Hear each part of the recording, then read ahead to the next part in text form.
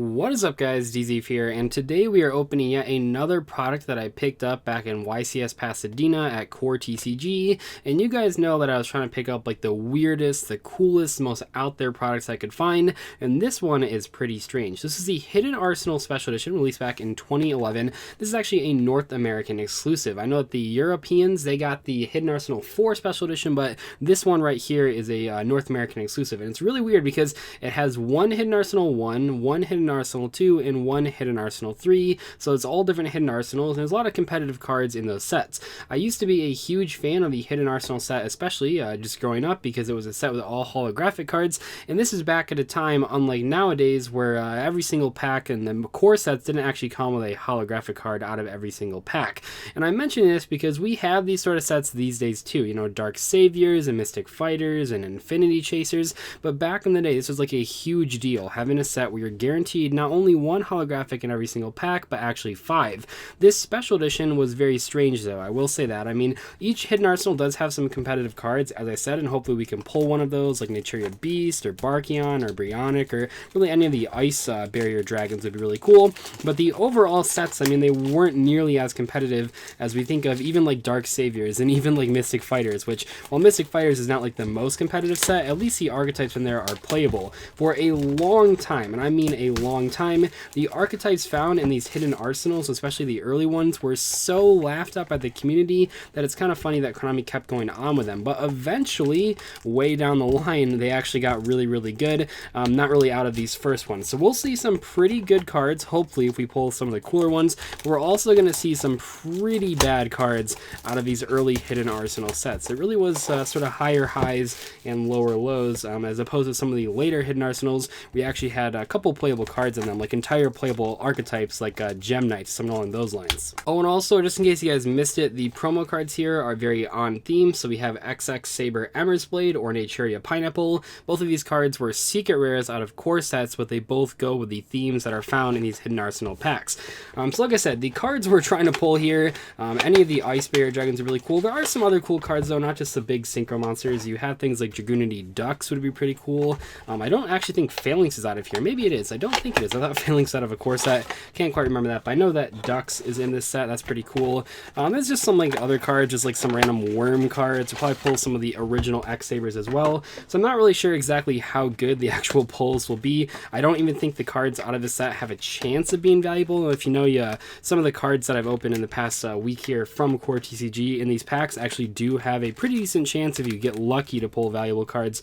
For example, the Ultimate Rare Transmigration Prophecy, I think it's like $10, whatever, but with these ones, not so much. So for our promo cards, we have one XX Saber Emmer's Blade, we have one Naturia Pineapple, and then we have an extra copy of the Emmer's Blade. These cards are, I mean, Emmer's Blade was really good back in the day. Pineapple is one of those cards that I'll always remember, and I've talked about this on stream a lot when people ask me, like, what's the most overhyped card in your opinion, like in all of your history playing Yu-Gi-Oh! And Naturia Pineapple definitely was one of them. I mean, that card was hyped up to over $100 for like a week, and then it crashed down to like $10 just very shortly after, like a month later, because it was just so underplayed and just didn't have a spot. But the reason this card was hyped, by the way, is because it looks like Treeborn Frog, which seems really good, and in combination with like Naturia Bamboo Shoot, people really did hype up the Naturia archetype, especially with Pineapple. Never really actually did anything competitively viable. I mean, maybe it had a couple tops here and there, but I don't even think it did back in the day.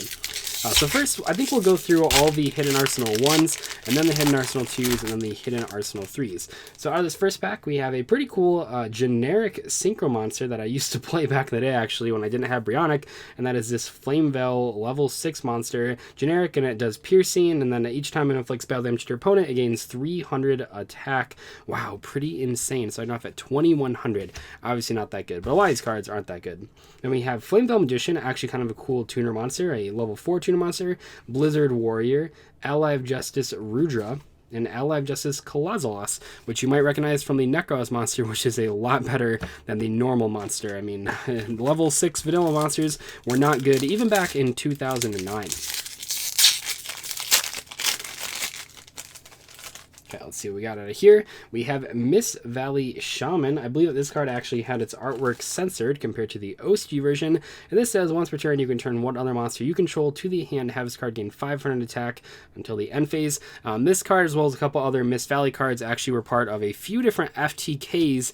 Not the most consistent things, not the most competitively viable things, but they always came up in discussions. This is one of the cards that could help facilitate some of those crazy combos. Blizzard Warrior again, out of Justice, whatever that guy's name is. Worm Dude, man, the worm cards are crazy. And Flamevel Dragonov, really cool looking card, not so good though. It's really funny like looking at these sets, even compared to like Mystic Fighters, which we really don't think is like one of the more competitive sets in recent memory. But I mean, the Mystic Fighter cards, at least all three of those archetypes are at least semi-playable. I mean, you can play them casually at least, where these ones, like even casually, were not very good. Okay, and then we have an X-Saber Airballoon, a very good pull. This card would have been really cool back in the day. I believe it had its first printing as a common in a structure deck and then made its way into his hidden arsenal. Actually, super competitive card. I wasn't even thinking of this when I was looking through the list. The old combo back in the day is that you would Summoner Monk for Summoner Monk and then summon Rescue Cat, and the Rescue Cat would summon two of these. So you could either attack with both of them, take cards out of your opponent's hand, or you can make two level 7 synchros. You could do a lot with this card, and a lot of times you could just like OTK your opponent with Darkstrike Fighter. That was pretty crazy. So that's actually a really cool pull. We have Flamevel Guard, which is played in a lot of different Dragon Lord decks, the same with Dragon Shrine. We have Worm Card Roast, actually one of the better Worm monsters that used to play. You could flip it, and then you would usually search Worm X to your hand. We have Detonate, and then a really bad Worm monster, but that was actually a pretty competitive pack. I'll even put these two aside because they were pretty competitive. I don't know if any of these other cards were actually so good. I guess I should give some respect to the ones that are like half decent, so we'll put the Flamevel Magician aside as well. So that is it for the Hidden Arsenal 1. You can see here, not the most competitive cards, which is what I kind of said. I think that's like mostly okay though. I don't think these sets were supposed to be super competitive back in the day. They were just kind of cool, sort of the deck building packs as we think of them nowadays, I think is what Konami calls them in the OCG. That's kind of what these were. So first we have Dirac Gigantinoto or whatever.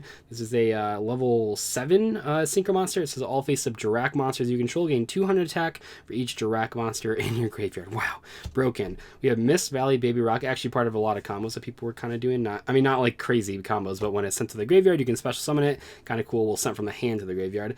We have Justice Nullifier, Worm Noble, and Naturia Antjaw. A lot of the Naturia monsters are not very good. I can't remember which one of these packs Strawberries is out of. Remember that card being really good back in the day in Duel Links when it first came out, and they didn't have a lot of cards, as well as it's pretty good in Battle Pack 2 and 3. I think it's in both of those. Always got to do a Battle Pack reference.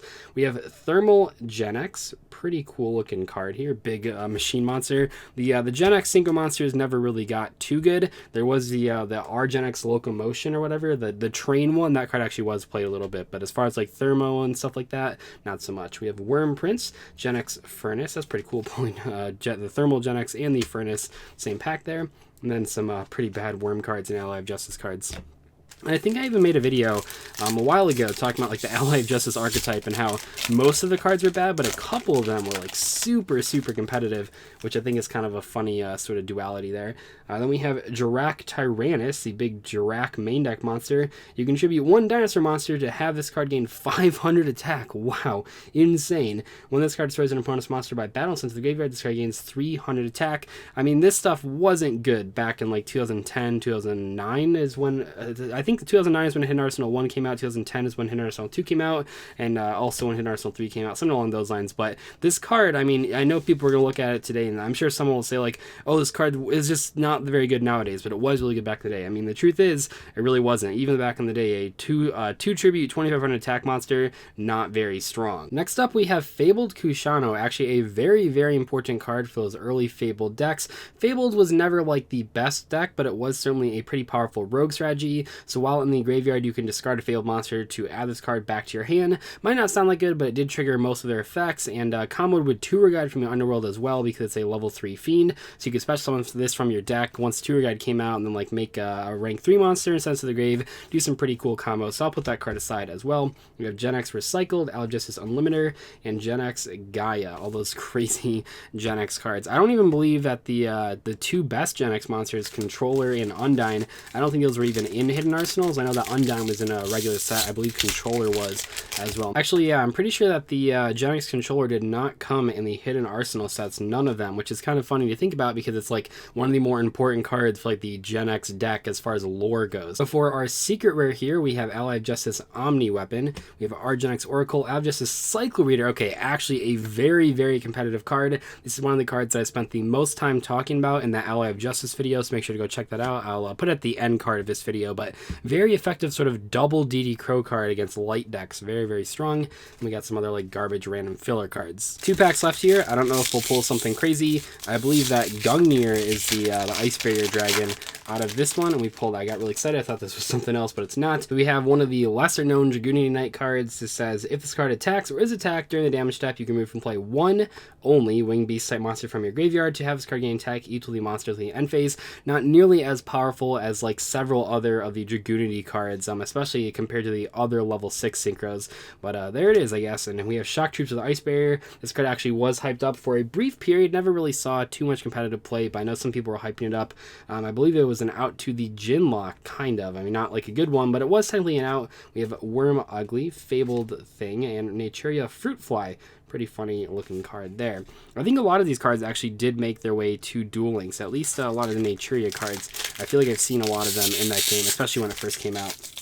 Anyway, though, this is the very last pack we have, and what do we pull? Oh man, we pulled the second wave, the even bigger Dirac main deck monster, Dirac Tyrannis. Wow, what a crazy card. 2 tributes, 3,000 attack, and says, this card cannot be special summoned. Wow, what a cool effect. And it says, while face up on the field, this card cannot be targeted by effects of traps or effect monsters. Wow, pretty strong. Once per turn, you can move from play one Dirac monster with 1,700 less attack from your graveyard to have this card gain 1,000 attack until the end phase. Yeah, obviously not a very good card, but it looks cool, so I guess that counts for something. We have another Dirac card, our Gen X Ultimum or whatever, Fabled Thing, and our Gen X Oracle again. So you can kind of see here one of the problems with these old hidden arsenal sets. I mean, we even if we would have pulled like crazy cards, like if we would have pulled the Beast, we would have pulled the Barkion and the Brionic, those cards right now, I don't think any of them are too expensive. Maybe Beast is still, but even I'm not entirely sure. Brionic has been eroded, and it is currently in the game, and it was good like not too long ago, like a year ago. They were playing it in Thunder Dragons in that crazy version that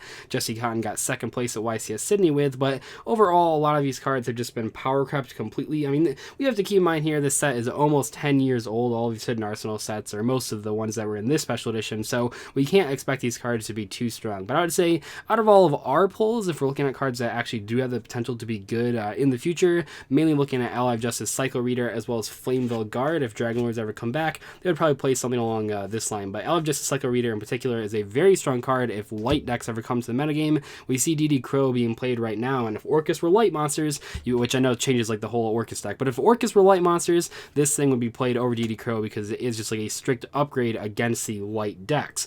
Anyway, though, hope you guys enjoyed today's discussion video. I guess not discussion video, this pack opening video, even though we're not a pack opening channel. I'll catch you in the next one. Goodbye.